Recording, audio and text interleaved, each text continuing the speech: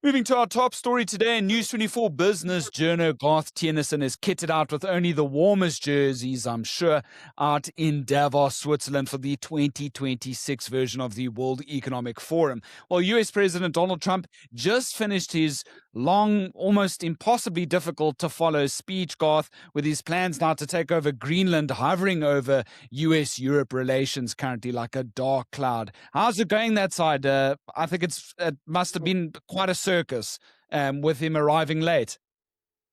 How's it, Graham?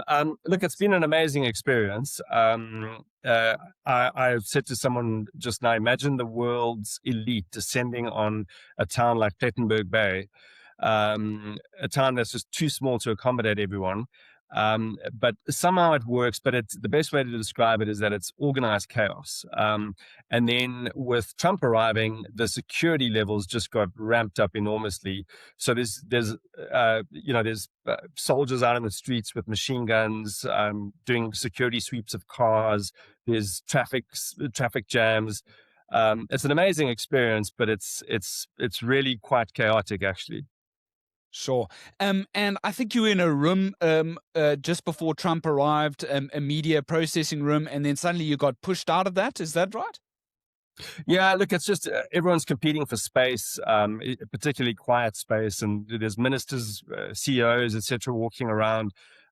We kindly hosted at a venue that is sponsored by Brand SA. Essentially, what happens is just ordinary shops, ski shops, sports shops, little supermarkets get converted overnight into like South Africa House, which is where all the South African delegates hang out, Nigeria House, etc.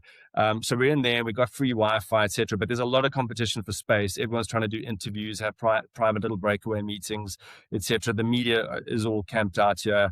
So it's just a bit of a bunfire. Sure, and obviously trying to get access to the Wi-Fi as well, just to have these discussions, I'm sure is a nightmare as well. Look, let's get. I know Trump's speech. I mean, I don't know what we were expecting. He's its usual rambling Trump self, but he's come out with this whole Greenland thing is now overshadowing a lot of the geopolitical space, and Trump is saying in his speech that he won't use force, or the US won't use force, but he really wants to start negotiations now for Greenland. Of course, this Danish autonomous land that a lot of people have been sort of wondering, why does the Trump administration want it? He says it's purely for national security interests. And now he wants to go into negotiations, and he's even further, threatening tariffs against European countries who don't want to come to the table. It's extraordinary times, isn't it? Absolutely. Look, I guess the two small positives from a South African point of view is A, he didn't mention South Africa, fortunately, not that anyone necessarily expected him to. And B, the fact that he said he won't use force, and he seems to, by his standards, been fairly moderate. And said he's looking for some sort of negotiated deal in order to acquire Greenland, or, as he puts it, a piece of ice. I guess the world's markets will be somewhat of a relief from that. The worst case scenario would have been him saying they're going to take it by a military force, which essentially could have signaled the complete breakup of NATO. Yeah, absolutely. You were at this Brand SA delegation dinner in Davos this week, in rubbing shoulders with Trade and Industry Minister Parks Tau. He spoke to the press. And what's he saying currently about this elusive US-SA trade deal that our delegations have been pushing for the longest time now? Well, Minister Tau said to me that the negotiations are ongoing, and that essentially South Africa is just waiting for firm dates from the Trump administration to continue with the negotiations. He's a fairly measured, very diplomatic guy by nature, and he seems quietly confident that they will make progress on those talks. But it seems like the ball for now is in the court of the Trump administration. I guess the other side of that coin is that in the grand scheme of things, South Africa is probably fairly low down on the list of priorities for that administration. Right. But then there's some sort of silver lining, of course, with the AGOA agreement at the moment. It's sort of passed the first sort of legislative hurdle over in the United States. It's passed the House of Representatives, and very notably for South African concerns, Garth, and you've been following this as well, is that um, South Africa is not exempt at this stage. Of course, it's still got to go through two major hurdles, more difficult times still, which would be the Senate, and then obviously come to Trump's desk for signature. But at least that should be some buoyancy, some good news for the minister and the trade delegation as we sit. Well, as Minister Tower said to me, it's gotten through the first hurdle. There's two that remain. It's got to be passed through the Senate, and then Trump has to sign it into law. The last of those is probably the biggest hurdle. There's also a lobby within the US that wants South Africa specifically excluded from AGOA. Whether that comes to pass remains to be seen. Personally, I'd be very hopeful that we do get AGOA extended with our inclusion. Again, the ball is in the Trump administration's court, and we're going to have to just wait to see what they do.